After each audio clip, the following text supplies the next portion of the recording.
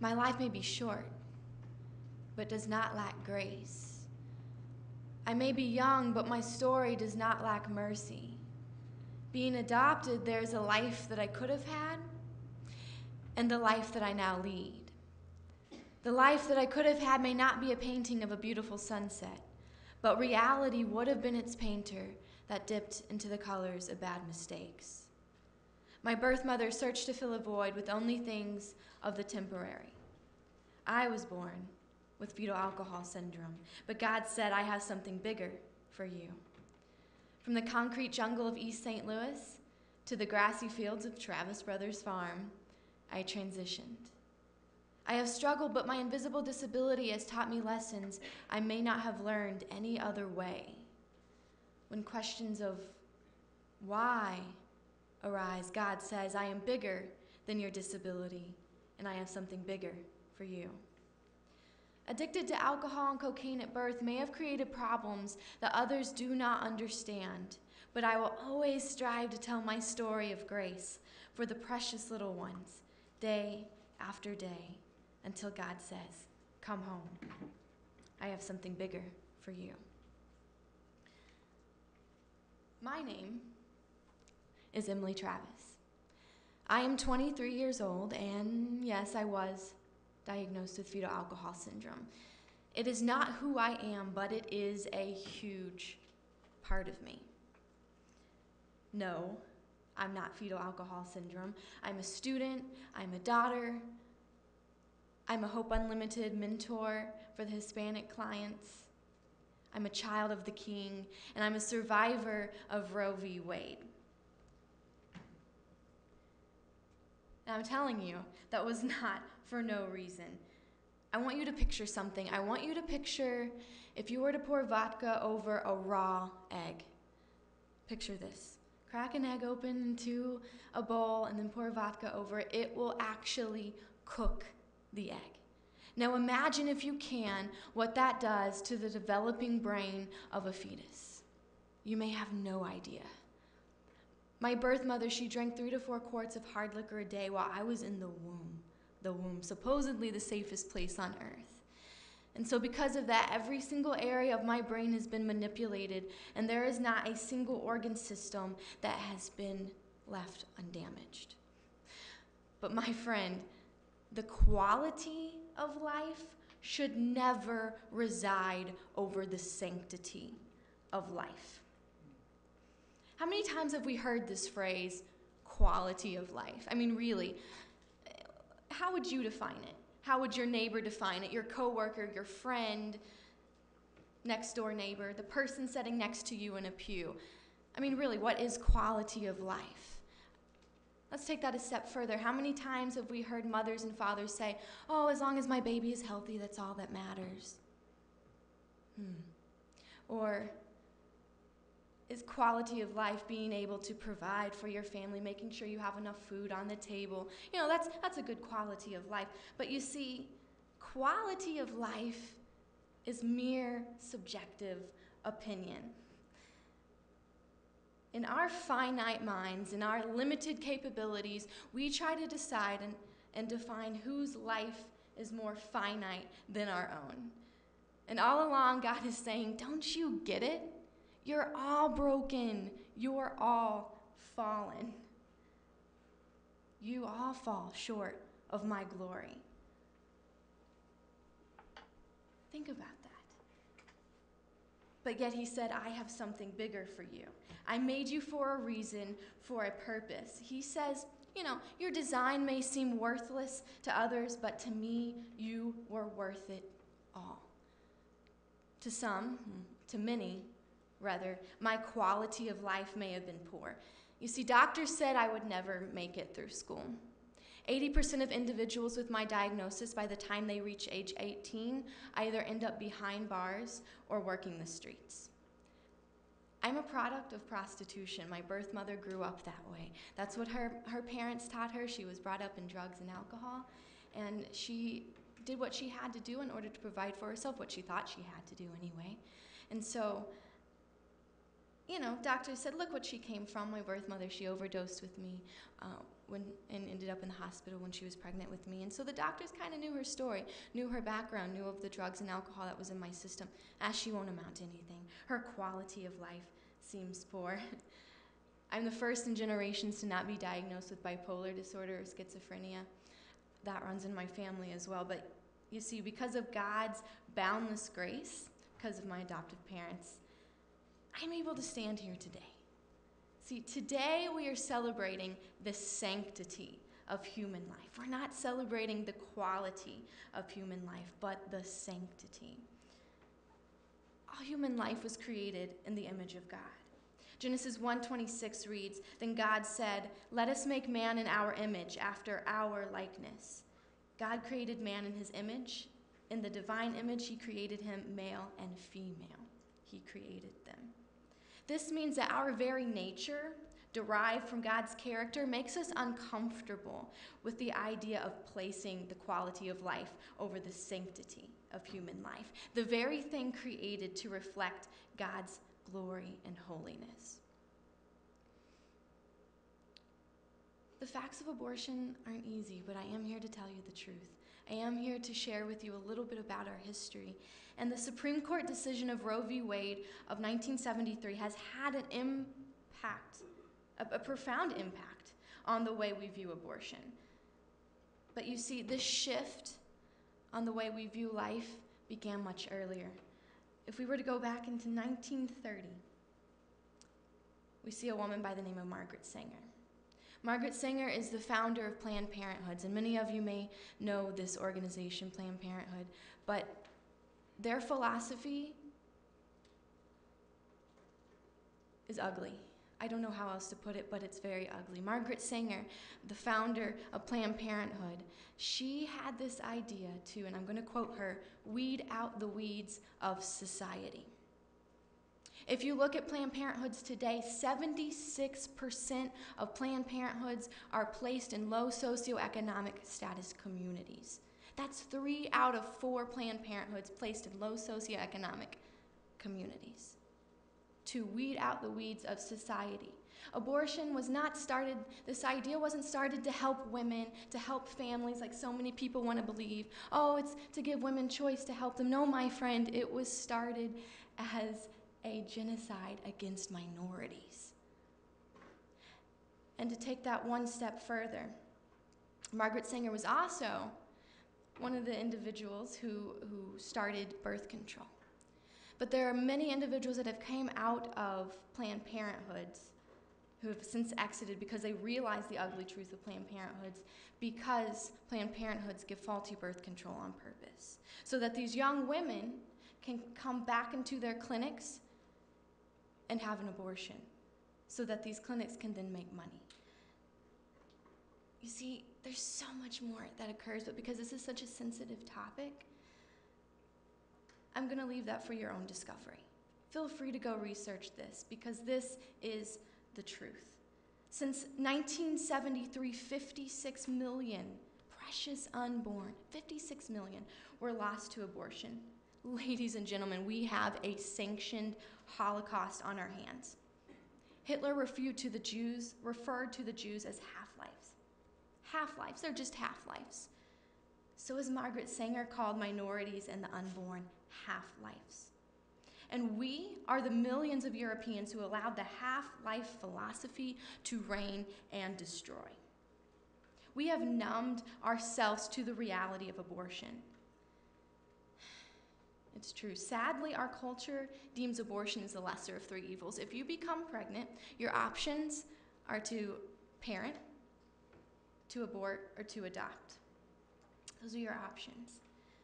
But several surveys says that adoption is the most evil, according to the American Society. You see, so many people say, I would never have an abortion myself, it goes against my religious beliefs, but I believe it's the woman's choice.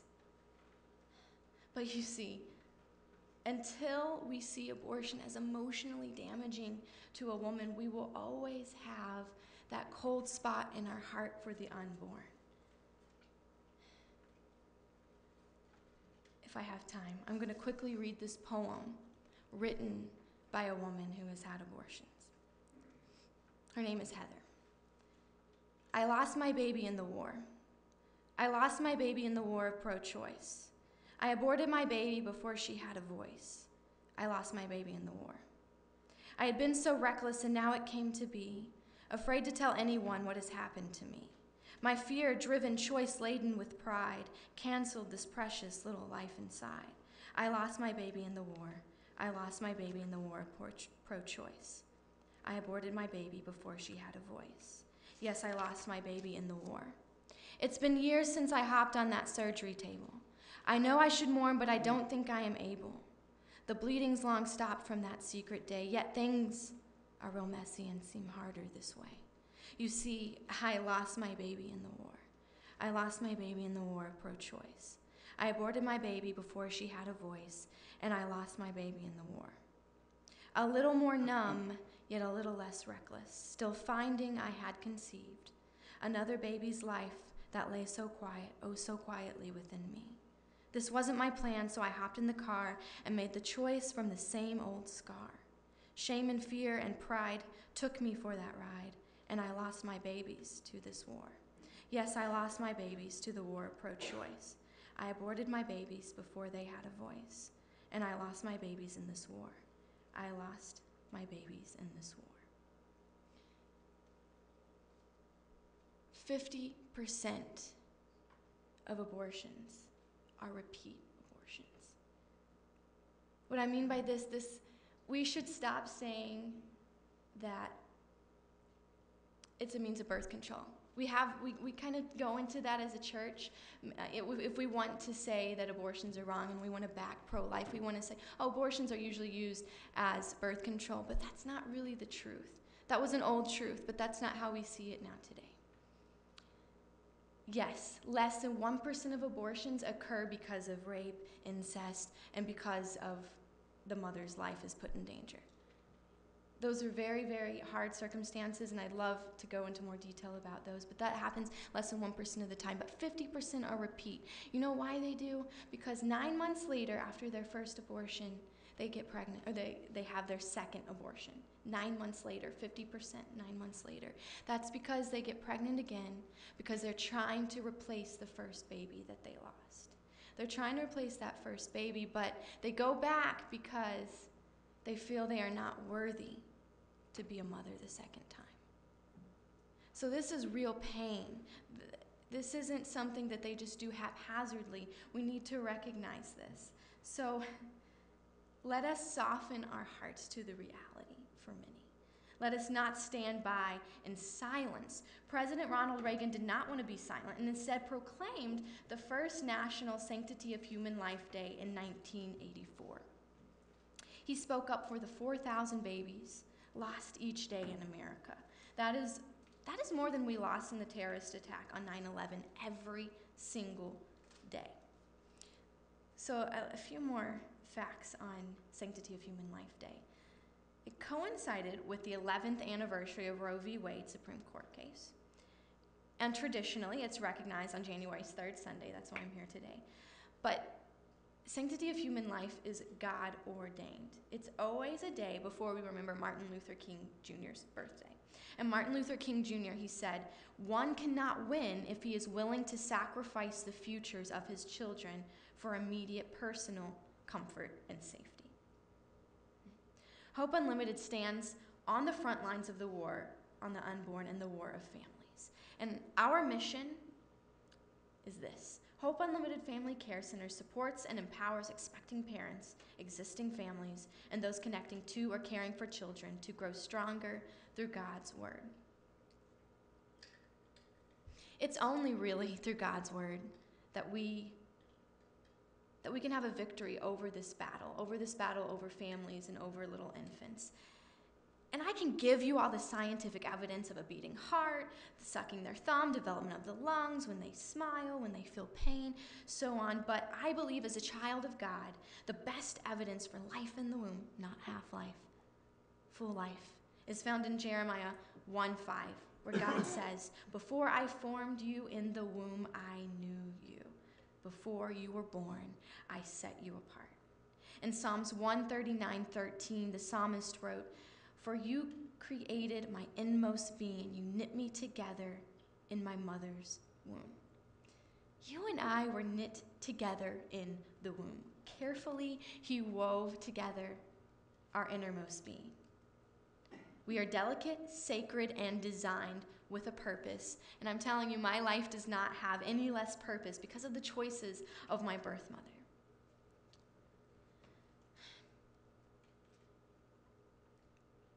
For a brief moment, I just want to go into my world for just a moment, because the doctor said that there's so many struggles I'm going to face, and because I look normal, whatever that means, I do want to take you into my world. And I'm pretty sure Paul says somewhere that I should boast in my weakness, because that's when Christ's strength is perfected, right? So I do have 2 heart conditions. I have a hiatal hernia, severe scoliosis, cysts on my kidneys. Oh gosh, I could go on and on and on. I have a hearing deficiency, growth hormone deficiency. I forget entire days. My memory is terrible. I always describe it's like going back in a journal, and there are no words, no pictures, no drawings, nothing. There's nothing there. I have stood by people I've known my entire life, and thought to myself, how do I know them? I know I'm supposed to know them, but how? It can be scary. And, to add one more, my emotional age is much lower than that of my physical age. But I'm telling you, as I said earlier, my God has always had something bigger for me. And like I said, through our weakness, Christ's strength is perfected, and he can magnificently shine. He's placed me in front of the delegates of 33 countries, the president of the World Health Organization, Fox News, the Capitol building in Washington, D.C., and even the Department of Health and Human Services. And I'm telling you, they've heard the gospel every single time. And they heard the message that the sanctity of life resides over the quality. And the sanctity of life doesn't just go for the unborn. My disability has granted me abundant compassion. And every woman that walks through our doors at Hope Unlimited, it's like looking into the eyes of my life-giving mother. Her life is sacred too. Yeah, she may have caused fetal alcohol syndrome, but she is the one that gave me life. And I'm here to tell you that 1 in 3, this is a hard fact, 1 in 3 women in the church have had an abortion. 1 in 3. But just because you've had one, you know someone that has. And this goes for men too. This is not just affecting women. But 1 in 3 women have. But the men are affected as well. Your life is sacred too. There's a lot of grief. There's a lot of unhealing that exists. But if you're in this church today, you're still a princess. You're still a child of the King, and there is healing at the foot of the cross. Let us walk you through that at Hope Unlimited. It's free. It's confidential. Men, like I said, men grieve too. Just like God gave that precious being growing inside life, he can give you new and beautiful life. And I always say this, there is no struggle that is too big to overcome. There is no path that is too narrow, for it is only a struggle, only a path, and their purpose may be far greater than we will ever understand. I want to leave you with just one story as told by a weeping old man. I lived in Germany during the Nazi Holocaust. I considered myself a Christian. I attended church since I was a small boy. We had heard the stories of what was happening to the Jews, but like most people today in this country, we tried to distance ourselves from the reality of what was really taking place. What could anyone do to stop it? A railroad track ran behind our small church, and each Sunday morning we would hear the whistle from a distance and then the clacking of the wheels moving over the track. We become disturbed when one Sunday we noticed cries coming from the train as it passed by. We grimly realized that the train was carrying Jews. They were like cattle in those cars. Week after week, the train whistle would blow. We would dread to hear the sound of those old wheels, but we knew that the Jews would begin to cry out to us as they passed our church. It was so terribly disturbing. We could do nothing to help these poor, miserable people, yet their screams tormented us. We knew exactly at what time that whistle would blow, and we decided the only way to keep from being so disturbed by the cries was to start singing our hymns. By the time that train came rumbling past the churchyard, we were singing at the top of our voices. If some of the screams reached our ears, we'd just sing a little louder until we could hear them no more. Years have passed, and no one talks about it much anymore, but I still hear that train whistle in my sleep. I can still hear them crying out for help. God help all of us who called ourselves Christian, yet did nothing to intervene. Now, so many years later, I see it happening all over again in America. God forgive you as Americans, for you have blocked out the screams of millions of your own children. The Holocaust is here. The response is the same as it was in my country. Silence. In the film 180, they ask the question, how would you respond if a German soldier placed a gun to your head and asked you to push Jews into a trench, some barely hanging on to life? Since viewing this video, I asked several people this very question. Not surprised, many responded, I wouldn't do it, they'd just have to shoot me. Then why can't we stand up for the innocent life right here, right now? I want to invite you to stand alongside Hope Unlimited. Ask me how you can do that. Come take a tour of our family care center here in Metropolis. We have a center in Paducah as well. We have a store that's open to the public. Stop by, do some shopping, have some coffee with us. We'd love to invite you into our family. We have several positions open for you to volunteer, to give of your time. And we have a lot of services that I'd like to tell you more about if you want to ask me about them later. But the bottom line is, I stand before you now, not as a victim, but as a victor, as a victorious child of God, a survivor of Roe v. Wade. He had something bigger for me even when no one else could see it. It does not matter if you have faced dark situations or are facing them now, because God has the power to use those situations for your good and ultimately his glory. Romans 8:28. I think that says something about that. The realities of abortion are eye-opening. Body of Christ, wake up. You have been made a priest, and your responsibility is great. Do not be silent any longer. Stand for the sanctity of life.